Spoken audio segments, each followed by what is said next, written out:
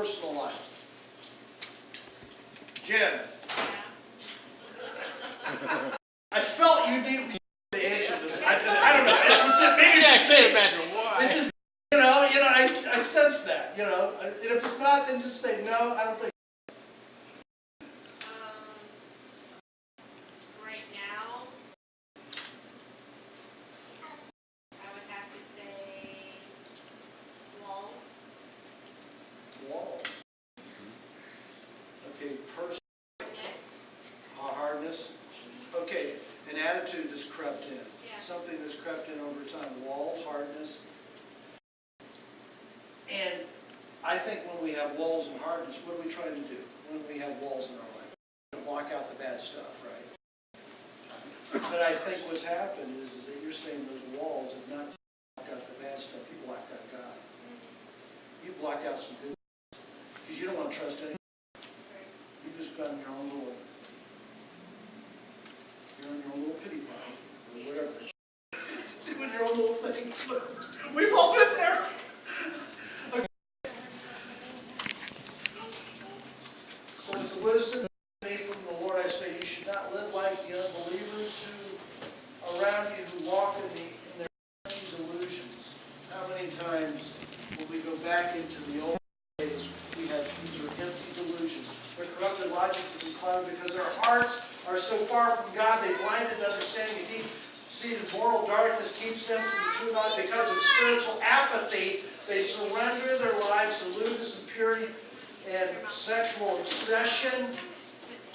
But this is not the way of life that Christ has unfolded within you. If you have really experienced the anointing one and heard His truth and will be seen in your life, and we know the ultimate realities embodied in Jesus.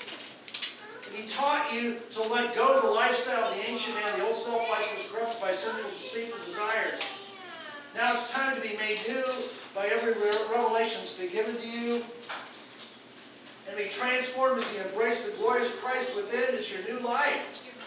So discard these other things. We have to have a heart that's open to God. We get into this ungodly place or the old way of thinking. And I would encourage each of you that the walls can come up anytime. The hardness can come up anytime. All of a sudden, we get offended.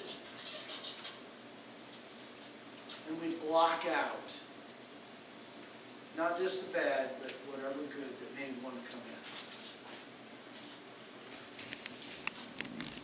in. Don't let anger control you or to be fuel for revenge. Don't give the devil an opportunity to manipulate you.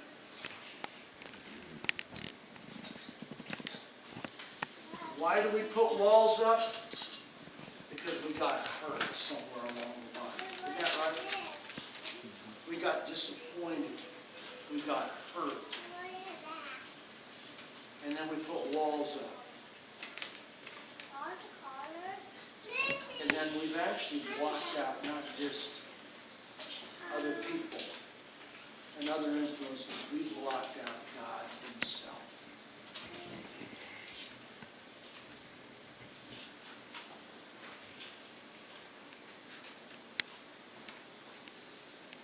These are some things. Christians can remain perpetually immature when they do not honestly address worldly thinking, lustful habits, and addictions. Believers regularly need to do a spring cleaning of the heart to dig up any roots of bitterness that have begun to spring up. Remove any habits of sin before they get ingrained too deep and need spiritual surgery and intense therapy. Okay, what's spiritual surgery? How many have run into a problem where it's too big for you? It's too big for you to try to tackle it. And you need somebody else. Keith's shoulder's too big for him to tackle it. He needed someone else to knock him out, go working on him, dig it in there. And we need that on a personal level sometimes. If things get so ingrained in us, we need spiritual surgery. We need to submit to some other people according to a whole nother plan. And that includes intense therapy sometimes. You understand that too, don't you, Keith? Intense therapy. So in order to release the Spirit of God, we need to purify our thoughts, adjust our attitudes. Turn to your neighbor and say, you need an adjustment. That's your issue. You need an adjustment. That's we all need adjustments. Love, truth, worship are is love, truth, and worship our motives and our heart's intentions, keeping our consciences clean, staying connected to Jesus. That's where the life source is.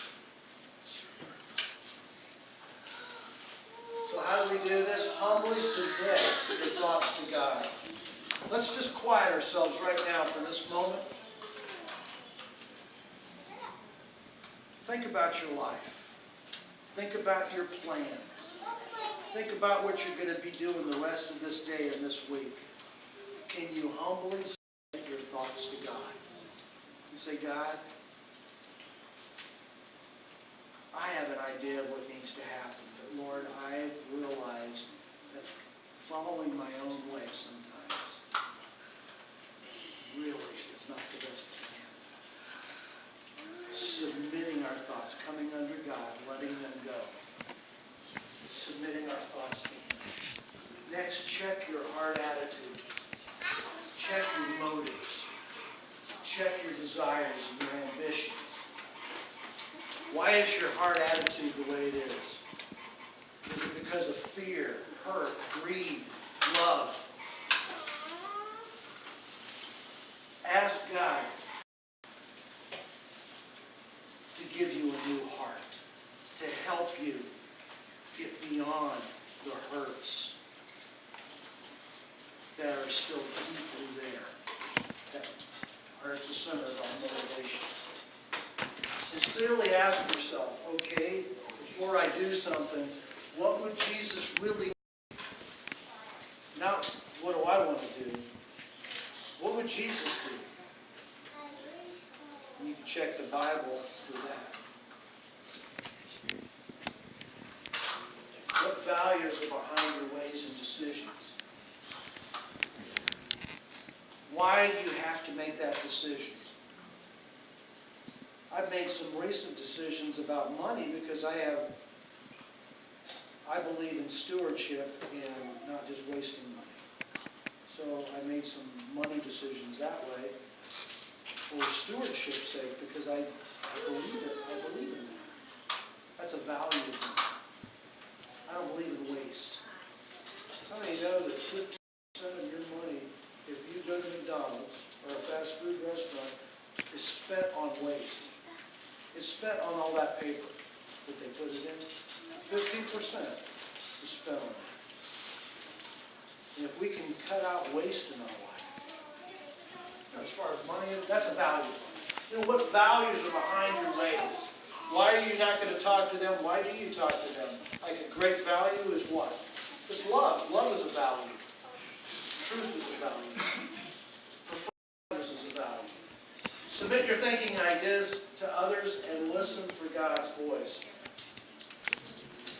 I was getting I got a new van this week. Traded in my other van. The van that I had, it had a lot of problems. I had probably 20 different problems. I took it into to get the qualified mechanics to fix it over a period of 84,000 miles. It was too much. So I traded it in on another van that's higher in its class. And, okay, got the new van. Benita and I are planning to go home. Here we are. We had to take everything off the old van, put it in the new van, and by the time we got out, we were there at 12, and by the time we got out of there, it was like 3 or 4, whatever it was. We didn't have any lunch. So I drove in, let's see, I got it at guy lived in Akron, and we went off on Arlington Road. We're just going to go to Wendy's right there, off Arlington Road, off of 77 South, past 224. We made the turn, and all of a sudden there's this big screeching sound. I mean, I'm talking screeching sound. It wasn't like, it was, and then all of a sudden it quit. I didn't even think it was me. I said it can't be ours. I can't be, you know, this it can't be this van. But then I made the turn on Arlington Road to start screeching major. Then I finally turned the Wendy's, and we ended up calling them, and they had to take the brand new van. Look at the brakes and whatever the problem was. I got it the next day. Everything's fine down. Some of our lives are screeching. We think it's other people, maybe. That's what I initially thought it was. It can't be me screeching. It was my van screeching. I had to take it to the professional. We need to take our life to Jesus because our lives are screeching. And all they had to do is make some adjustments. God can make the right adjustments in our life, and all of a sudden we go down the road of life, and there's not going to be all this noise.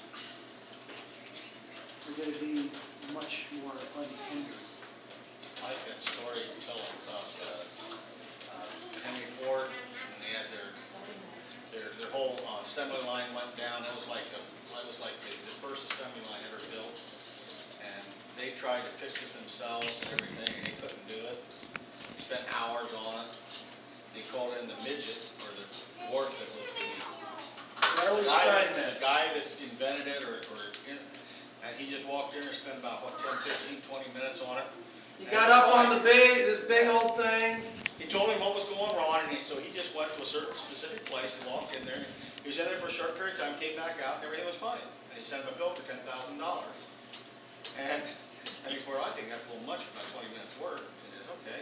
And he said, write a detailed list. Yeah. Because it just seemed that all you were doing, Steinmetz, was figuring around. And he sent him this list. And he said, it's $1 for tinkering. $9,999 Knowing where to take it. for knowing where to tinker. Total $10,000. Henry Ford paid the bill. God knows where to tinker in our life. Now, don't anybody here try to be the Holy Spirit or God on somebody else, because that don't work. We don't know where to tinker. God knows where to tinker. Let's pray. Father, we admit that we have hindered you in our lives at times. We have blocked you, walled you off. God, we don't even know how to get our walls down. But we opened our hearts to you today and say, would you walk right through our walls, grab our heart, and make us the person that you made us to be. I thank you